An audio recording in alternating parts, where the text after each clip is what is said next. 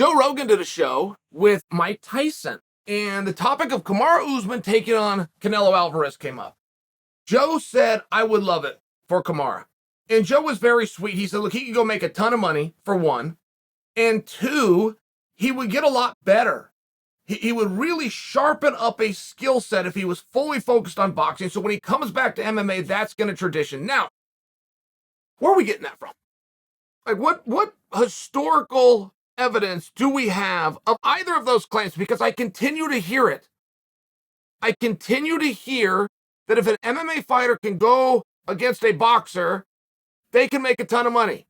Who's giving it to them? Like, where are you getting that concept? And I have a feeling that I could answer the question, which is Mayweather versus McGregor. Now, you guys don't know what that actually did. There's a reason they never rematched. Both guys wanted to rematch. There's a reason they didn't. The success financially of that fight is one of the great embellishments of my lifetime, truly. Without exception. Like, if you ever want to know, does fake news make it out there? This is the one that I had to see firsthand and go, my goodness, it does. All you have to do is go out and say it. The biggest boxing fight of all time is whoever in the PR department wrote the press release and turned it in the next day. Just so you understand. And just so you understand, Mayweather and McGregor both wanted to rematch so badly because they did go make a ton of money. That's true. People lost on that fight, and they honored their deal, and they always do, and it's the reason commissions are in place. It's also, my point, is why they didn't rematch it. Now, I'm just being fair. So you're not going to get somebody to go make that same mistake twice. And by the way, that was never about an MMA champion versus a boxing champion. It just wasn't. You had the biggest name in boxing against the biggest name in MMA. The biggest name in boxing happened to have a perfect record, and the biggest name in MMA happened to be a sitting simultaneous champion. I mean, those things come along once every 2 decades, and a lot of times they get passed over, but I'm just sharing for you. If you think we're going to go, I do MMA, and I'm a champion, and he does boxing, and he's a champion, and therefore, we're both going to get $100 million because Conor and Floyd did. I'm not sure that you have enough evidence. And I would come back and challenge that. And I think that there is some very good and nice paydays. I just think the people that think they're going to go in and be in Conor's spot, or the boxer who thinks he's going to be in Floyd's spot, are extremely naive. And there are people, and they do it in MMA as well, as though this is the federal government, as though this is Santa Claus that just hands the money out. And if you do this, you will make that. It just gets to be very weird. And I'll also come back to the other point, which is if Usman was to fully focus and buckle down just on boxing, when he comes back to MMA, will he even be better at MMA because of the skill that he has in boxing? And I would ask again, based on what do you say that? Because the one and only example that we have is McGregor versus Floyd, and that wasn't the case for Conor. Just wasn't the case. You could try to break that down. Was that because the physicality of boxing didn't carry over to MMA? Is that because of the stance, because of the shoulder rolls, because of the little gloves? Like, I've heard all of those arguments, and I think that all of them have something to do with it. And then you'll have the other people that will go, oh, no, Conor hasn't done as well in MMA because he made so much money and he lost his motivation. Like, that seems like a very lazy approach to it. That doesn't make it false. Maybe that's a piece of it too. But what is it that we've seen in pure boxing that's ever done so well in MMA? What pure boxer has ever come over and done well in MMA? What sitting champion do we have today or of yesterday that was a pure boxer that came over and did well in MMA? It's one of those things. It's very peculiar. And you'll never get around an old adage in life, which is, you chase 2 rabbits, you will catch none. And we've seen guys do a version of this. We have seen guys really buckle down. Abu Dhabi was coming up, something along these lines, put their focus into it, and they did get better in that one area. That was for sure. But when they came back to MMA, a lot of it was gone. While they were fully focused on passing guard or finding a submission, they weren't working on their hands, and it just decreases, right? Anything that you're not sharpening regularly starts to decrease. So you go put 5-6 months into one realm, all of the other realms now go down. I had this happen to me. I fought Anderson Silva. Took him down every single round. Get good takedowns. I had a real urgency. Got to get this guy down. Don't want to be on my feet with him. One of these things. And when that fight was done, I knew we were going to do it again. So the one thing I really wanted to sharpen was my wrestling. I went and rented a house in Corvallis, Oregon. Went and trained on day one with the Oregon State team. Stayed there for a couple of months. But I had never done pure wrestling since I left college.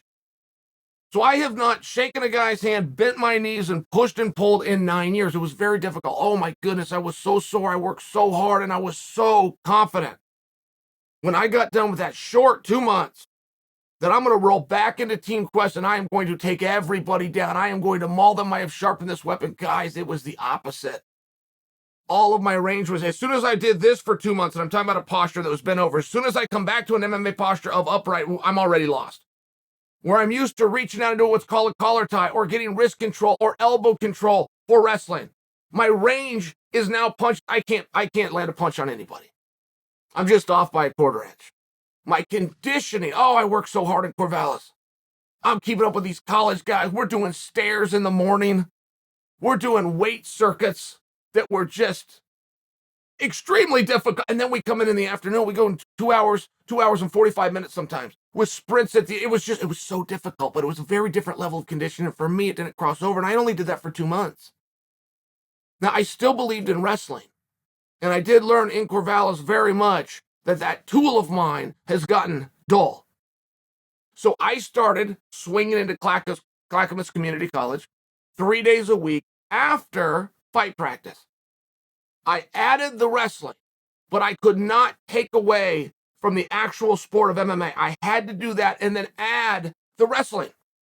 And I went on and fought for 2 more world championships. It worked. It was a great recipe. And I'm just personalizing it. Because it's not very many times in life that you get to do that. If you are signed to the UFC, you're going to go do UFC. Right? If you're signed to an MMA organization, it's one of those things. But I thought I was smarter. I thought I had an opportunity. I thought I'd humbled myself. I thought I had figured this out. And that's what I did. And I will tell you, I was only there for 60 days, guys. I had just fought for a world championship and completely dominated. I couldn't get the jump on guys in my own practice room. I was ranked number 2 in the world. I could not get the jump on them in my own practice room. I was in great shape. I worked hard. I sharpened this tool. It doesn't really apply. There was a time when pure wrestling could go into MMA. Back when the MMA opponent was going to be a pure judo guy or a pure karate guy or a pure kung fu guy. Like there was a time, but God, we're 25 years past that. We just are. There's only a couple of tools from the sport of wrestling that still carry over today. Now, I know I'm talking wrestling, we're talking boxing, but I feel that we're saying the same thing. It's very dangerous to go work on boxing with pure boxing guys. The stance is very different.